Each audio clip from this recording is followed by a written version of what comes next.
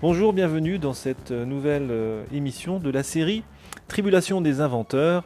Cette fois, c'est Inventer comment avec Pierre-Gilles de Gennes. Je rappelle qu'il est prix Nobel de physique en 1991. Il est physicien. Pierre-Gilles de Gennes, bonjour. Bonjour.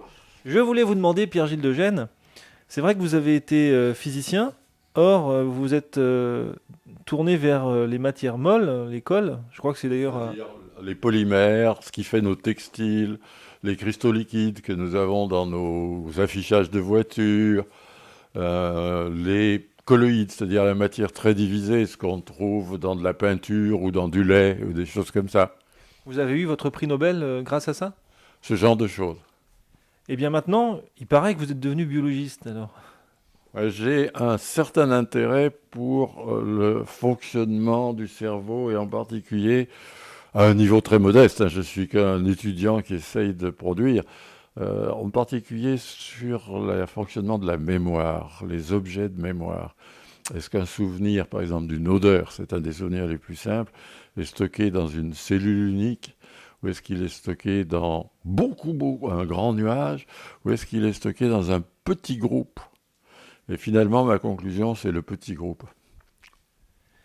Nous traitons des inventeurs. Est-ce que vous vous considérez comme un inventeur? Non, je l'ai déjà dit la fois précédente, moi je suis un observateur des inventeurs, un conseiller, et quelquefois, je dis ça avec beaucoup de fierté, un formateur un peu, en essayant de stimuler des gens, par exemple à l'école de physique et chimie, où j'ai été longtemps le patron, pendant quelque chose comme 26 ans, et en essayant de bouleverser un peu les habitudes. Ces grandes écoles sont traditionnellement des écoles, on arrive après des classes préparatoires qui sont efficaces mais terriblement théoriques. Or, c'est pas la théorie qui mène le monde, et ça il faut le dire aux jeunes. Ils ont tendance souvent à penser que la recherche, et la recherche même des inventeurs, est guidée par la théorie. C'est pas du tout nécessairement vrai. La théorie, vous l'aimez pas trop, hein. Vous dites d'ailleurs Ah dans si, un... j'en fais. C'est mon métier. Seulement, justement, j'en vois bien les limites. Vous dites d'ailleurs que vous avez été un peu sauvé du tout théorique par un stage d'observation en biologie. Est-ce que Oui. ça vous sert toujours? Je crois que pour la formation des inventeurs, la question de l'observation est une des qualités majeures.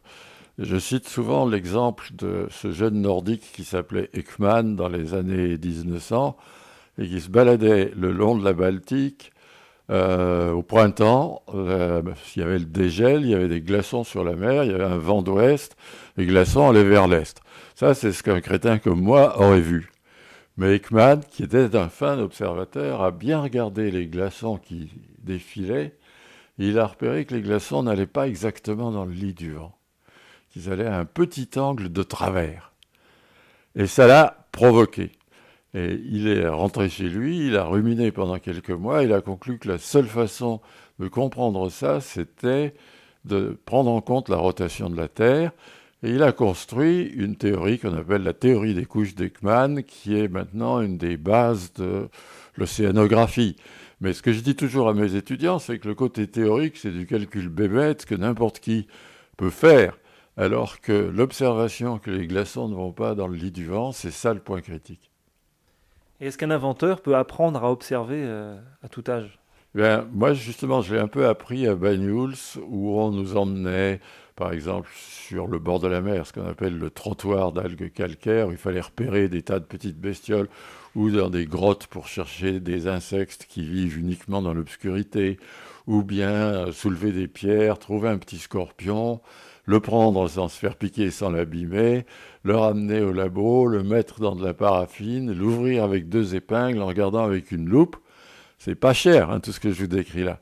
Mais ce genre d'exercice fait sur une journée, ça vous apprend bien plus que des tas de jours de cours classiques au lycée. C'est vrai qu'au lycée, on n'apprend pas tellement ça, même pas du tout, hein. Oui, je dis souvent qu'on emmène les jeunes dans des bus à Rome ou à Prague, des choses comme ça. On dit que ça leur fait beaucoup de bien. En fait, ils sont entre eux. Ils parlent que français, ils connaissent pas du tout les gens du pays.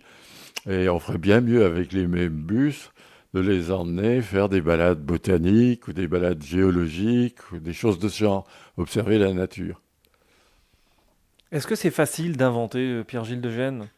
Ou est-ce que c'est vraiment ingrat comme métier? C'est exigeant. On a parlé de la capacité d'observation. Il y en a une autre qui est peut-être encore plus importante, qui est d'avoir un certain bon sens. Et ce mot de bon sens, je vais tâcher de vous l'illustrer par un exemple. Et là, je vous ramène aux années 45 à New York, à l'université Columbia, où il y a un grand patron qui s'appelle Fermi, qui reçoit les entrants, les gamins qui sortent du lycée. Et il leur dit, messieurs, il dit messieurs parce qu'il n'y a pas une seule fille dans l'assistance aux États-Unis à cette époque,